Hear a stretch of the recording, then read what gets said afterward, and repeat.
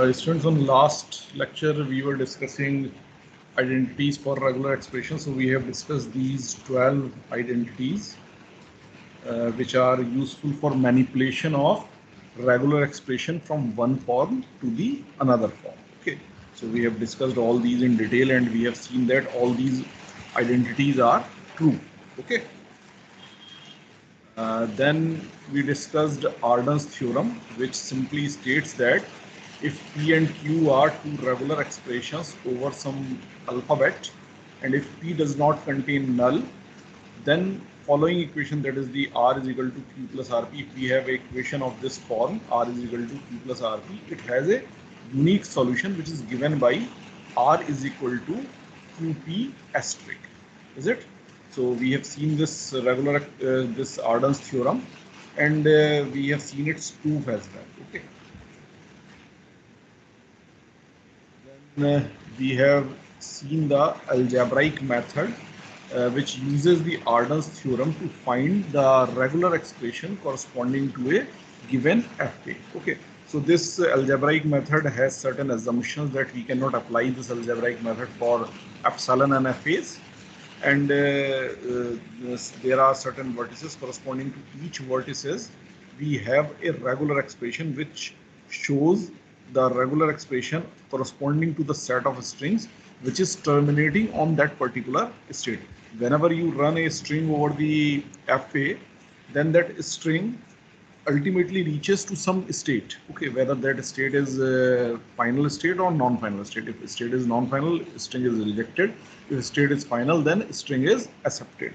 So every state has a set of strings which is being terminated on that particular state. So that corresponding to those strings, we have the regular expression capital VI. And then these alpha ij's were the regular expression representing the set of labels represented by the labels on the edges from Vi to Vj. Okay, so this was a known thing to us, and corresponding to this we have made a set of system of equations, system of linear equations. So there are n variables and n equations. So we can solve this using the substitution and Arden's theorem. And when we solve this, so we will be getting the values of V1, V2, V3, and so on up till Vn.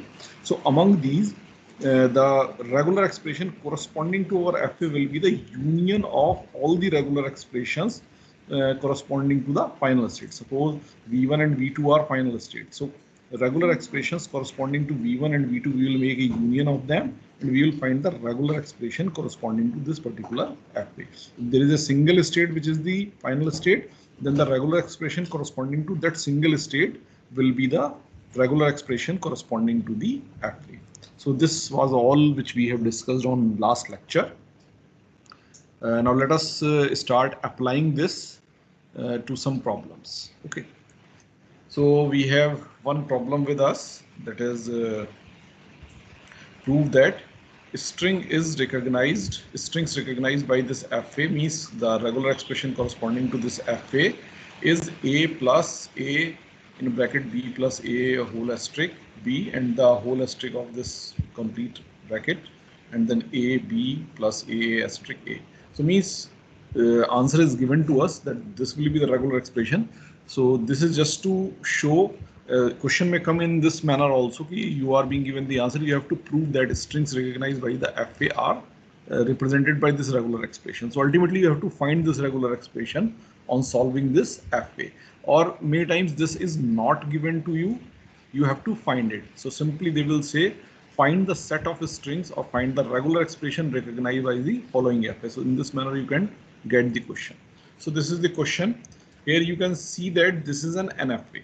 This is the Q1 state, which is the start state. On A it has a transition to itself and a transition to the Q2 also. Okay, so there are two transitions, more than one transition on A from a particular state. Okay, so that's why we simply say that this is an NFA. Okay, so I am applying it on the NFA. It is applicable on both NFA and DFA, but it is not applicable on epsilon and FAs. Okay. So if this FA is with us, as per our process, what we have to do first? We have to assume variables corresponding to each state. So suppose corresponding to Q1, we take the same names for the variables. For this state, Q1 is the variable. For this state, Q2 is the variable. And for this state, Q3 is the variable. Once we have finalized the variable and we have ensured that there is no epsilon moves, so there is not we are not working with epsilon and fa. Once we have ensured this, then we have to write the system of linear equations corresponding to it. So there will be three variables, so there will be three equations corresponding to each variable. So let us write the first equation corresponding to Q1. For this we have to write what? Q1 is equal to, then we will take Q1, Q2 and Q3, and from Q1 to Q1 what are the paths, then Q2 to Q1 what are the paths. Okay, so let me write here Q1, and then I will be writing alpha 1 1. Okay, so alpha 1 1 will be simply what are the paths from Q1 to Q1. Okay, and then I will be writing plus Q2, and then I will be writing alpha 2 1, means paths from Q2 to Q1, paths from Q2 to Q1, and then I will be writing Q3, and then I will be writing alpha 3 1, means paths from Q3 to Q1. Is it? So in this manner I will complete it, and because Q1 is the start state, so I will add an epsilon also. Okay, so now Q1 to Q1, which paths are there? Just look at Q1 to Q1, there is only one path, that is on A. So its level is A. So the regular expression corresponding to it is A. So I will be writing A here. So this my alpha 1 1 is nothing but the A. Is it? Now Q2 से Q1 पे path हमारे कौन से हैं? So Q2 से Q1 देखिए, Q2 से Q1 केवल एक path जा रहा है. This one, that is B. Okay. So I will be writing here Q2 B. Always you have to see कि यहाँ जो आपकी स्टेट आ रही है उस स्टेट से जो लेफ्ट हैंड साइड पे स्टेट है उस पे कौन सा पाथ जा रहा है. कभी भी ये गड़बड़ मत करिएगा Q1 से A पर, पता चला Q1 से Q2 पे आने वाला पाथ देख लेंगे तो यहाँ उल्टा हो जाएगा. यहाँ आप you will be writing A here, so that we don't have to do. Always from this one to this one. Okay, so Q2 B, then Q3. Now Q3 to Q1, is there any path? No, there is no path. If there is no path, so it is phi. And when from the identities we know that if phi is concatenated with any expression, then the whole expression is phi. So phi है तो हम उसको इसमें से हटा सकते हैं. Is it? So that's why I am not writing it. I am erasing it. So Q3 का term इसके अंदर नहीं आएगा, epsilon आएगा. Okay, but I write epsilon on this side. Okay. So plus epsilon. So this will be your equation number 1, which is corresponding to Q1. In the similar manner, you will prepare the equations for Q2 and Q3 as well. So try to do it yourself on a piece of pen and paper, and here I am doing. Okay. So Q2. So Q2 again I will be writing here Q1. Q1 से Q2 पे कोई path है? Just look at Q1 से Q2 पर. Q1 से Q2 पर. Q1 से Q2 पर एक path है, that is A. So Q1 A plus Q2 से Q2 पर कोई path है? Check करिए. Yes, there is a path. This one B. So I will be writing here Q2 B. Then Q3 से Q2 पे कोई path है? Yes.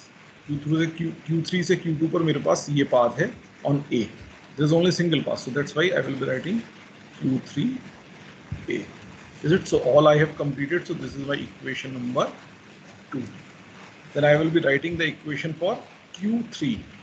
So Q3 is equal to, अब Q1 से कोई path है Q3 पर? Just check करिए. Q1 से Q1 पे है, Q2 पे है, but Q3 पे कोई path नहीं है. So Q1 वाला जो टर्म है वो यहाँ डिसअपियर होगा, यहाँ नहीं आएगा जैसे मैंने बताया था, because I will be writing Q1 phi and Q1 phi will be equal to phi only, and phi doesn't have any meaning, it is the empty set. Okay, so and similarly I will look at Q3 पर Q2 से कोई path है? Yes, Q2 से path है.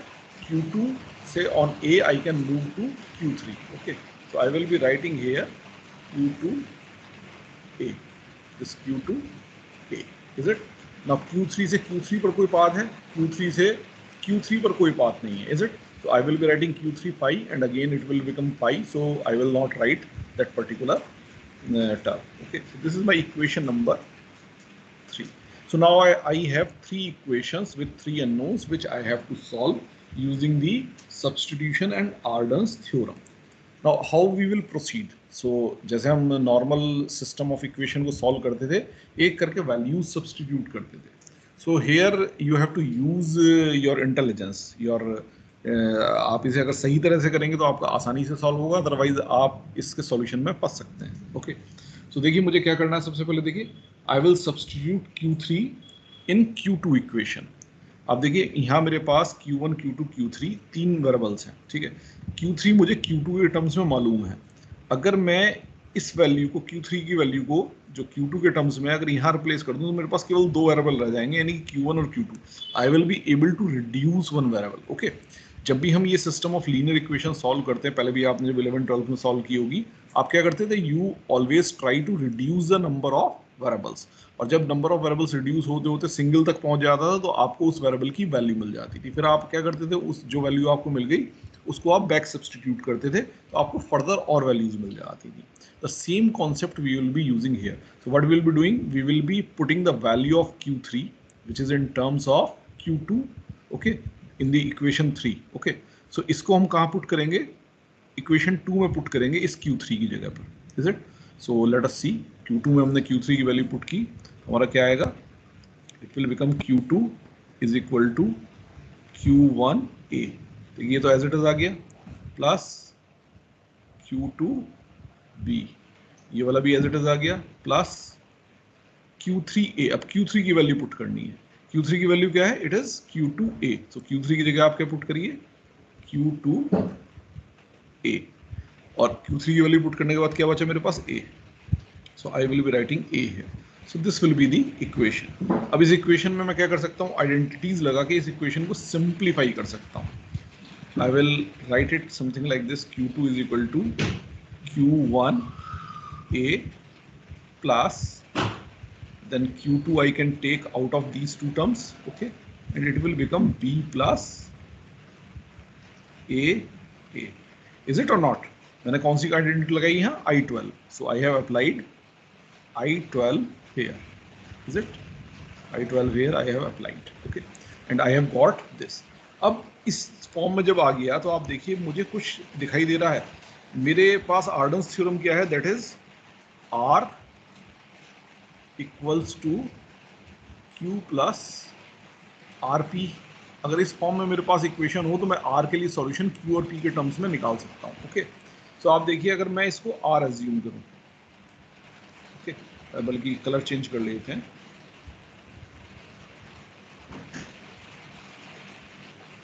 मैं blue colour ले लेता हूँ. इसको अगर मैं R एज्यूम करूँ और इसको अगर मैं Q एज्यूम करूँ इस पूरे टर्म को, इज इट? तो ये देखिए वापस मेरा R है और इसको मैं एज्यूम कर लूँ ये मेरा P है. Is it? सो मेरे पास क्या फॉर्मेट बन गया, R is equal to Q plus RP. देखिए Q2 को मैंने R माना था तो जहाँ भी Q2 आया वहाँ R लिख दिया, और R के साथ जो कुछ भी आ रहा था उसको क्या लिख दिया मैंने, P लिख दिया, और इसके साथ प्लस में जो भी टर्म आ रहा था उसको लिख दिया Q. So R is equal to Q plus RP का मेरा फॉर्म बन गया. अब जब ये फॉर्म मेरा बन गया तो what I can do, I can apply Arden's theorem. So I will apply Arden theorem. I will apply Arden's theorem here.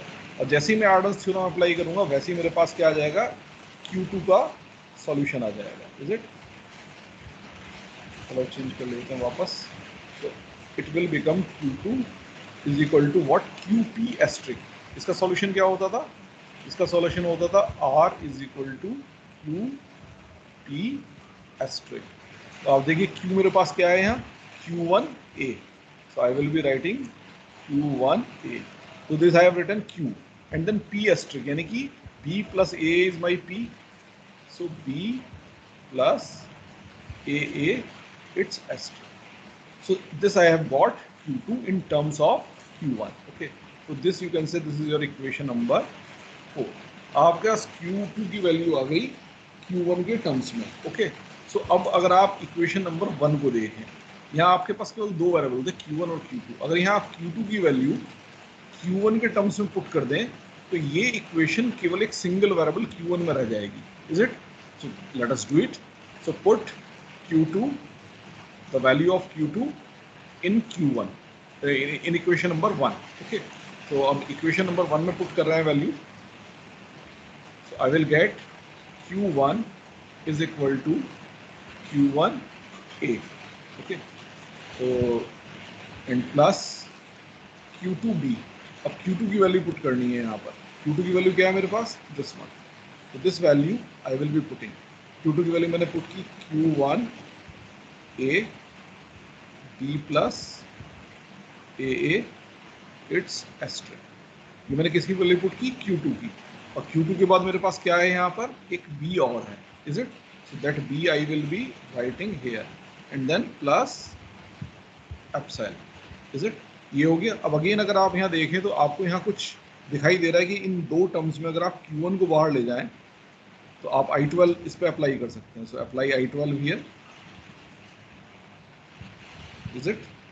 then I will be getting Q1 is equal to Q1 and then it will be A plus A B plus AA asterisk B, this one plus epsilon. If you assume this Q1 again, I'm changing the color. Okay, so this Q1 I assume R. So if it is R, this is also R.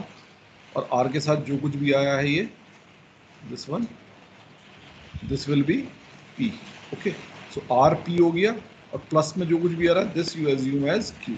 अब देखिए Q is epsilon, तो Q के epsilon होने पे कोई restriction नहीं है हमारे पास। इस आर्डन्स थ्योरम में क्या रेस्ट्रिक्शन थी कि P should not contain epsilon, P should not contain null, but Q can contain null. So यहाँ Q null भी आ रहा है तो भी कोई प्रॉब्लम नहीं है। Is it? So again what we can do, we can apply Arden's theorem. Okay, so apply Arden's theorem and write the value of Q1. So Q1 will be equal to what? QP asterisk. Okay, so Q is epsilon. तो epsilon को लिखे ना लिखे कोई फर्क नहीं पड़ता. Simply what I have to write? I have to write the P asterisk. So the value of Q1 is A plus A B plus AA its asterisk B, and I have to put this whole asterisk. This was my P, so I have to write the P asterisk. So मैंने इसका क्या किया? पूरा whole asterisk. Now you can see that this is equation number 5. So I have got the value of Q1 in terms of A's and B's only. Okay, so for Q1 I have found. अब let us see if Q1 would be my final state. तो मुझे आगे कुछ करने की आवश्यकता ही नहीं थी, मैं यहीं पे स्टॉप कर सकता था और ये Q1 के कॉरस्पॉन्डिंग जो भी वैल्यू आई है this will be the regular expression corresponding to this FA अगर मेरा Q1 फाइनल स्टेट होता। Is it? बट यहाँ मेरा Q1 फाइनल स्टेट नहीं है, मेरे फाइनल स्टेट क्या है? Q3. So my ultimate aim is to find the regular expression corresponding to Q3. So अभी मुझे Q1 मिला है, Q3 नहीं मिला है। अब Q1 से मुझे Q3 कैसे मिलेगा? आप देखिए Q1 पता चल गया, तो इस इक्वेशन नंबर 4 को देखिए आप। इस इक्वेशन नंबर 4 में अगर आप Q1 की वैल्यू पुट कर दें then you will get the value of Q2, और एक बार आपको Q2 की वैल्यू मिली तो इस इक्वेशन नंबर 3 में आप अगर Q2 की वैल्यू को पुट करें तो you will get the value of Q3. So let us do it. तो सबसे पहले हम इक्वेशन नंबर 4 में Q1 की वैल्यू को पुट कर रहे हैं. Okay, so I will be getting Q2 is equal to Q1. Q1 की वैल्यू मेरी क्या है? This one. Okay, so let us write this. A plus A B plus AA its asterisk and then B and then its whole asterisk. So this was the value of Q1. Okay, so I have written the value of Q1 और Q1 के आगे क्या आना है? ये part और आना है A B plus AA का whole asterisk. Okay, so it is B this will be A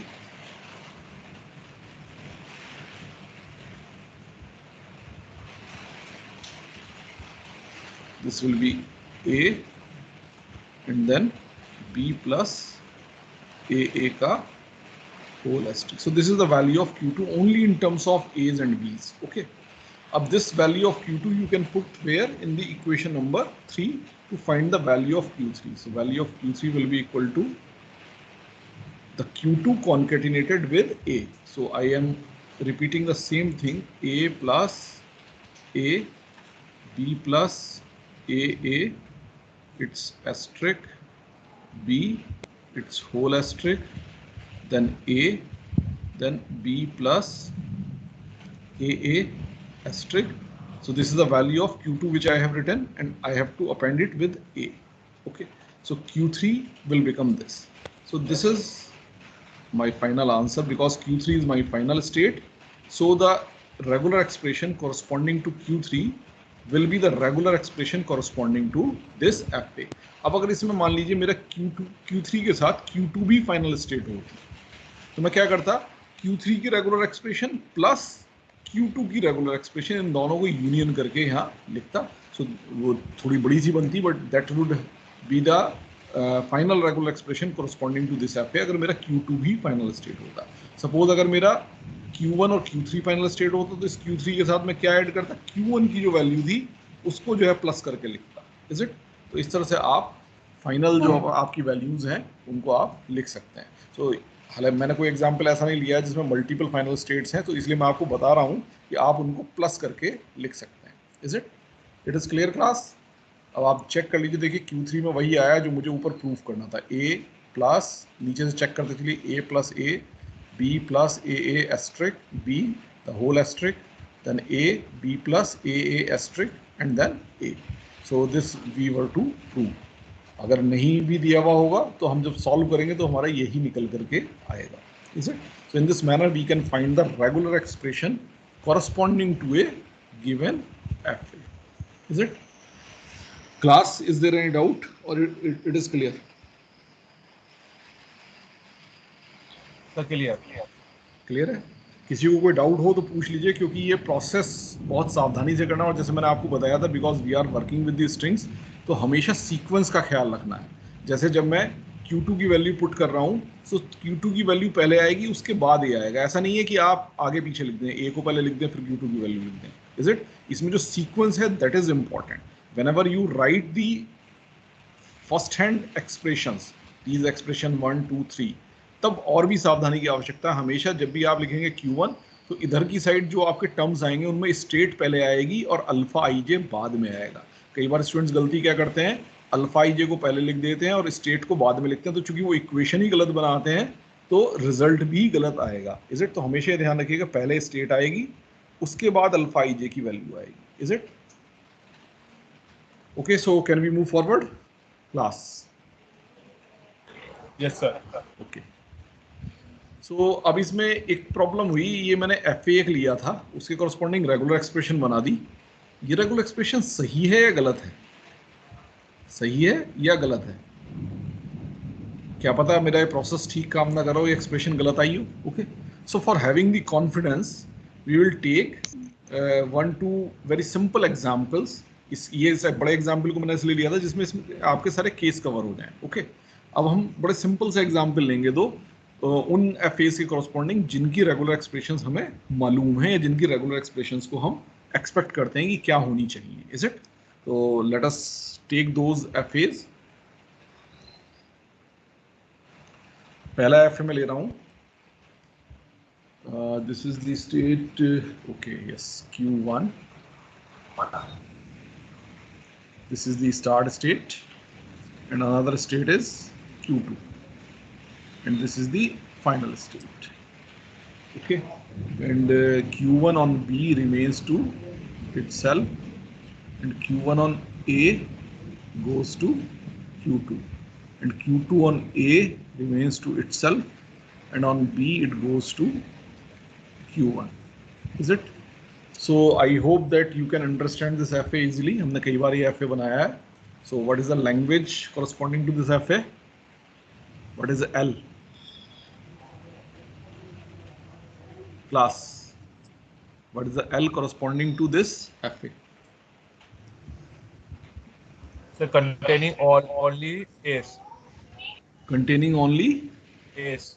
नहीं, खाली A's तो नहीं आएंगे, इसमें B भी आ सकता है. Suppose you take a word BA. देखिए इस पे एक्सेप्ट होगा कि नहीं, बी इसको यहीं रखेगा और ए इसको यहाँ एंडिंग है, यस सर एंडिंग विद ए होगा। Yes, all words ending with A. So this is the language. Now we know the language corresponding to this FA. तो अगर इसका जो रेगुलर एक्सप्रेशन बनेगा उसको हम टेस्ट कर सकते हैं कि वेदर इट इज करेक्ट और नॉट। ओके, सो अब इसको मुझे रेगुलर एक्सप्रेशन में कन्वर्ट करना है। सबसे पहले इसके वो बनाइए, देखिए इसमें एप्सिलॉन कहीं नहीं है। ओके, तो हमारा वो प्रॉब्लम नहीं है यहाँ पे। अब हम फटाफट इसकी एक्सप्रेशंस बना लेते हैं। पहली एक्सप्रेशन किसके कॉरस्पॉन्डिंग बनेगी, Q1 के, और दूसरी एक्सप्रेशन किसके कॉरस्पॉन्डिंग बनेगी, Q2 के। सो Q1 के कॉरस्पॉन्डिंग एक्सप्रेशन बनाते हैं। So Q1 is equal to, okay, so Q1 is equal to Q1, Q1 से Q1 पे कोई पाथ है, yes, B, so I will be writing Q1 B। आप देखिए हमेशा I am writing state first and levels of the ages after it। okay, किसी का mic on है, इसको ऑफ करिए जरा। somebody has its mic on, please off it। okay, so Q1 B, okay, इसके बाद Q1 से Q1 पे पहुंचने का रास्ता तो हो गया। अब देखते हैं Q2 से Q1 पे पहुंचने का कोई रास्ता है, यस, Q2 से Q1 पे पहुंचने का ये रास्ता है हमारे पास, ये एज है on the level B, so it will be Q2 B, is it. और चूंकि Q1 मेरा स्टार्ट स्टेट है, so I will be writing a epsilon here, so this will be my equation number 1, is it. Now I will be writing equation number 2। So Q2 is, सबसे पहले Q1 से Q2 पे पहुंचने का रास्ता कोई है, यस है, Q1 on A you can reach to Q2। Okay, so Q1 A you will be writing, Q1 से Q2 पे अगर पहुंचना हो तो आप A से पहुंच सकते हैं, is it, plus then Q2 से Q2 पे पहुंचने का रास्ता है, yes, it is also Q2 A, is it. दोनों चीजें हो गई, ये आपकी होगी equation number 2। Now you have 2 unknowns and 2 equations which you have to solve, is it clear. तो आप देखिए यहाँ अगर आप बहुत ध्यान से देखें तो इस सेकंड इक्वेशन में ऑलरेडी आपको R is equal to Q plus R P का फॉर्म दिखाई दे रहा है, इज इट।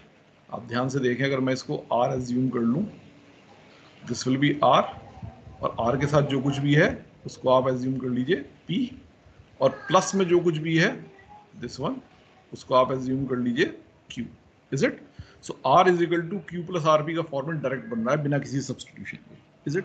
तो आपको हमेशा करना क्या है, हमेशा अपनी इक्वेशन में R is equal to Q plus R P का फॉर्मेट ढूंढना है, जहां भी आप ढूंढ सकें और जहां अप्लाई कर सकें। अगर नहीं मिल रहा है तो उसको आपको बनाने की कोशिश करनी है, ठीक है, थ्रू दी सब्सटीट्यूशन। तो सब्सटीट्यूशन से आप उसको बनाएंगे, तो जब भी ये बना लेंगे then you will apply the Arden's theorem. So apply Arden's theorem, apply Arden's to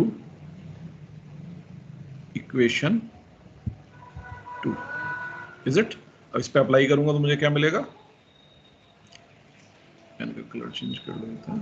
okay, it will be Q2 is equal to QP asterisk, Q is what, Q1A, Q is what, Q1A, so I will be writing here Q1A, and then P asterisk, P asterisk means A asterisk, so I will be writing A asterisk।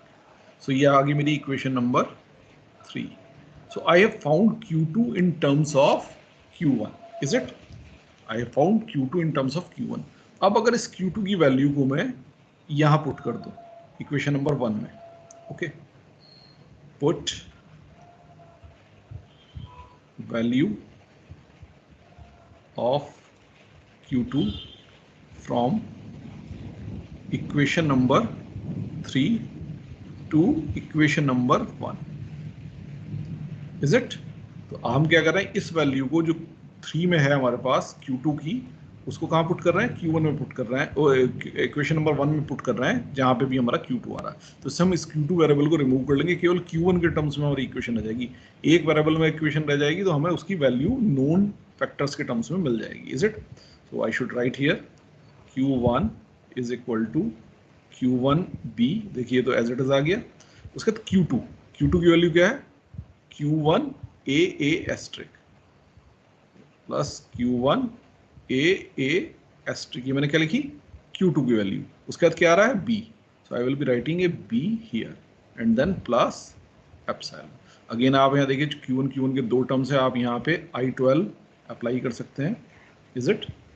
तो you will get Q1 is equal to Q1 B plus A asterisk B plus epsilon, is it or not? अब इसमें से Q1 लीजिए तो B यहाँ से आएगा, A asterisk B यहाँ से आएगा, इज इट? आप देखिए वापस ये आपका R is equal to Q plus R P का फॉर्म हो गया। आप देखिए ये R है, दिस विल बी R, और R के साथ जो कुछ भी आ रहा है ये दिस इज P, और प्लस में जो कुछ भी आ रहा है that is Q। Okay, so my solution here for Q1 will be equal to, so apply Arden's theorem, apply Arden's, Q1 will be equal to QP stick epsilon. अब epsilon है तो एप्सिलॉन का कॉन्केटेनेशन तो किसी भी expression के साथ वही एक्सप्रेशन वापस आती है, तो इसको लिखना ना लिखना एक बराबर है, is it? So that's why I am not writing it, so I will be writing only P asterisk. Okay, so it is B plus A asterisk B, so ये मेरा P हुआ and I have to take its asterisk, तो whole asterisk. So this is the value of Q1, इसे कह दीजिए आपने equation number 4। अब Q1 की वैल्यू आपको मिल गई। इस इक्वेशन नंबर 3 में Q2 की वैल्यू आपको Q1 और नोन टर्म्स में मिली है, तो अगर Q1 की वैल्यू यहाँ पुट कर दें तो आपको Q2 की वैल्यू मिल जाएगी। So put value of Q1 from equation number 4 to equation number 3, is it? Then you will get Q2 is equal to, देखिए पहले Q1 आ रहा है तो Q1 की वैल्यू पुट करनी है, so I will put the value of Q1 B plus A asterisk B its whole asterisk, is it? ये क्या आ गया? Q1 की कहाँ गया ये? यस, ये मेरी क्या आ गई? Q1 की वैल्यू आ गई B plus A asterisk B whole asterisk. Okay, ये मेरी किसकी वैल्यू आ गई? Q1 की। और उसके साथ मुझे इस इक्वेशन नंबर 3 में क्या चाहिए? A एस्ट्रिक और चाहिए, सो A एस्ट्रिक और आ गया, is it? So this is the value corresponding to Q1 and this is my answer, because Q2 मेरी फाइनल स्टेट है, सो Q2 के corresponding जो भी मेरी रेगुलर एक्सप्रेशन आएगी वही मेरा सॉल्यूशन होगा corresponding to this F A. अब ये एफ ए किस लैंग्वेज के लिए था? All words ending with A. हमने क्या एक्सपेक्ट किया था? हमने क्या रेगुलर एक्सप्रेशन एक्सपेक्ट की थी? यहाँ all words ending with a, what will be the regular expression students? What will be the regular expression for all words ending with a? अगर आपसे रेगुलर एक्सप्रेशन बनाने के लिए कहा जाता आप क्या बनाते? Class whole asterisk A. Yes, A plus B asterisk A। लेकिन अगर आप अब इन दोनों को कंपेयर करें तो ये तो सेम नहीं आई। अब ये सही है या गलत है, वापस क्वेश्चन मार्क हो गया, is it? Let us check ये सही है कि नहीं है। एक बार मैं आपको दिखाता हूं, देखिए Q2 क्या कह रहा है। इससे मुझे कोई भी वर्ड अगर बनाना हो तो क्या बनाना होगा? देखिए ये मुझे कह रहा है B या A एस्ट्रिक B के कितनी भी बार रेपिटेशन हो सकते हैं, यानी कि B का कितनी भी बार रेपिटेशन हो, ठीक है, और साथ में A एस्ट्रिक B का कितनी भी बार रेपिटेशन हो, ठीक है, यानी कि A एस्ट्रिक B कितनी भी बार आए आप यहाँ पहुंच जाएंगे। उसके साथ में फिर अगर मान लें यहाँ पहुंच गए फिर बीच में B आ गया तो B को आप कितनी भी बार ले सकते हैं, यानी कि B और A एस्ट्रिक B का कोई भी कॉम्बिनेशन कितनी भी बार यहाँ रिपीट हो सकता है। You will remain at Q1, ठीक है। उसके बाद अगर आपको एक A और बाद में कितने भी A मिल जाए then your word will be successful. तो एक A आपको कहाँ ले जाएगा? सक्सेस पे। उसके बाद कितने A मिलते रहे it will keep you on success. तो आप देखिए Q2 एक्सप्रेशन अगर आप इस, चूंकि ये बहुत सिंपल सा मेरा FA है, तो I will be able to justify yes this expression is correct. मगर फिर भी जो एक्सप्रेशन मैं एक्सपेक्ट कर रहा था वो एक्सप्रेशन मेरी नहीं आई। Is it clear? लेकिन मैं ये जस्टिफाई कर सकता हूँ कि ये जो एक्सप्रेशन मेरी आई है ये एक्सप्रेशन करेक्ट है। यहाँ तक समझ में आया स्टूडेंट्स? यहाँ तक क्लियर है? कोई डाउट हो तो पूछिए।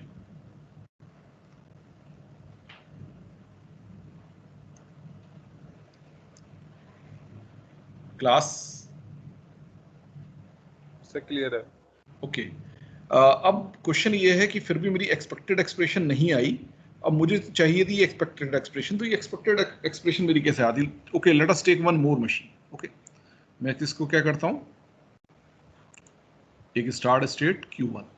Okay, on AB I remain here, on A I move here, this is Q2 and this is the final state. This is an FA corresponding to which language? The same one or not? Class. Yes sir. But अंतर क्या है इन दोनों में? इन दोनों में अंतर क्या है? This is a DFA and this is a NFA. Is it? तो आप देखिए, मैंने अपना जो प्रोसेस था, इससे पिछला एग्जांपल जो था वो एक NFA था, उस पर अप्लाई किया था.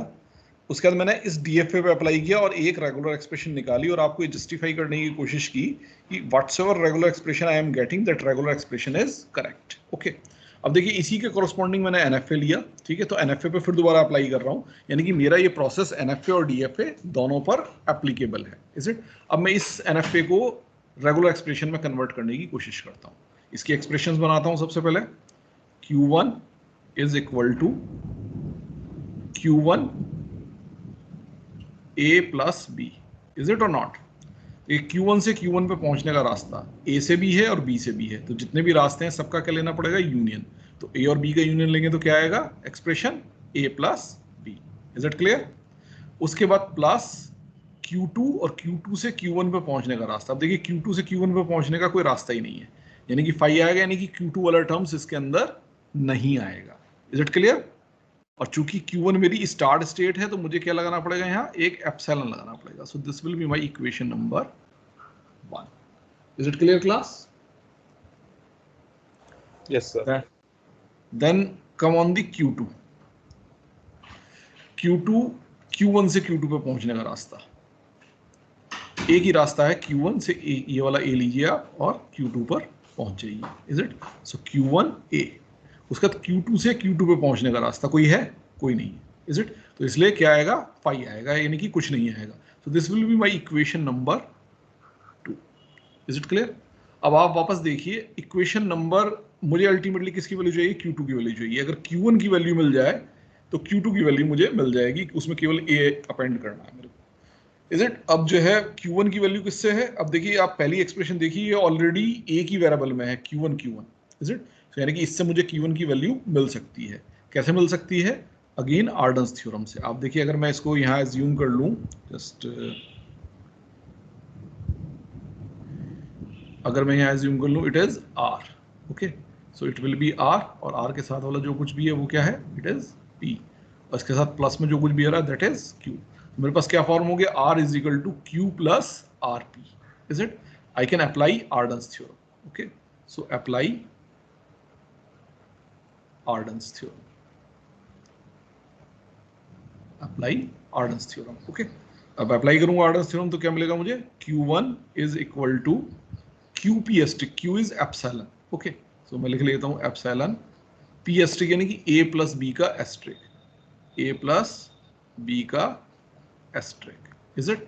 तो ये मुझे क्या मिल गया? Q1 की वैल्यू. और एप्सिलॉन A प्लस B का एस्ट्रिक, इसका मतलब क्या हुआ? It is simply A plus B asterisk. So this is the value of Q1 which I have got. Now I will put value of Q1 in equation 2. Is it? So I will get Q2 is equal to Q1A. Q1 की value क्या है? It is A plus B asterisk and then followed by A. So we have got this answer, and this is the expression, regular expression which we were expecting for this particular language. Is it? So आप देखिए, इस NFA से मुझे ये regular expression मिली. DFA से क्यों नहीं मिली? DFA actually मैंने आपको पहले भी बताया था कि NFAs are more close to the regular expressions. Normally in most of the cases they are direct representation of the regular expression. Okay, आपको अगर रेगुलर एक्सप्रेशन या कोई लैंग्वेज समझ में आ रही है तो उससे आप NFA बहुत आसानी से बना सकते हैं. सिंपल उसकी रेगुलर एक्सप्रेशन देखिए, A प्लस बी एस्ट्रिक चाहिए था तो Q1 A plus B asterisk means A self loop on AB and then followed by an A and there is a success. और सक्सेस के बाद मुझे कुछ नहीं चाहिए. Is it? So that's why I am not drawing anything. So ये directly इसको represent कर रहा, तो इसलिए ये हमारी एक्सपेक्टेड एक्सप्रेशन में कन्वर्ट हुआ। बट चूंकि डीएफए में हम क्या करते हैं कि हम जितने भी पाथ्स हमारे होते हैं सारे पाथ्स कंप्लीट करते हैं, जितनी भी पॉसिबिलिटीज हैं वो सारी पॉसिबिलिटीज कंप्लीट करते हैं। तो यानी कि अगर कुछ अल्टरनेट पाथ्स भी हैं वहां पहुंचने के तो हम उनको भी कंप्लीट करते हैं। So that's why the regular expression corresponding to DFA is also consisting of all those paths, all those alternate paths over which we can reach to the success. तो जितने भी पॉसिबल पाथ्स हैं, B के through हो सकता था, अगर B से स्टार्ट होता तो इससे होता, ए से स्टार्ट होता तो इससे होता, फिर ए एस्ट्रिक से पहुंचते, फिर अगर उसके बाद बी आ जाता तो वापस वहीं पहुंचते। उसके बाद इसका मल्टीपल टाइम्स जो है हम जो है लूप ले सकते थे। तो जैसे मैंने आपको बताया है, पाथ्स बताए थे।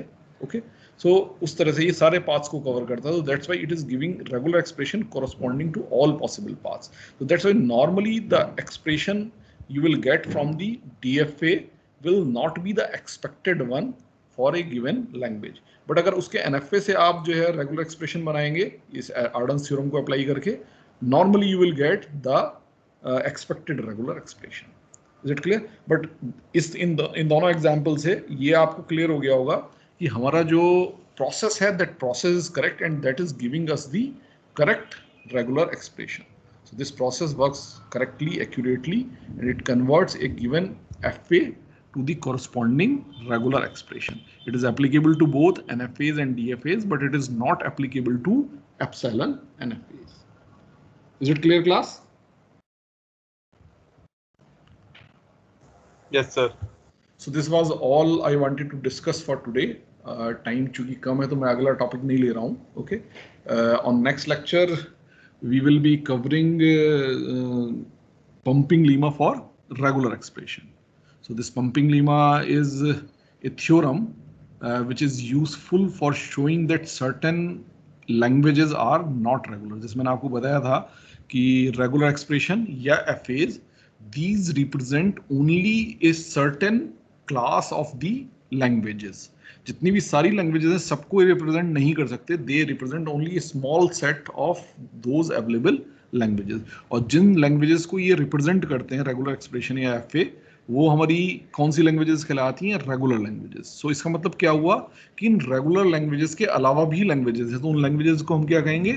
Non regular languages.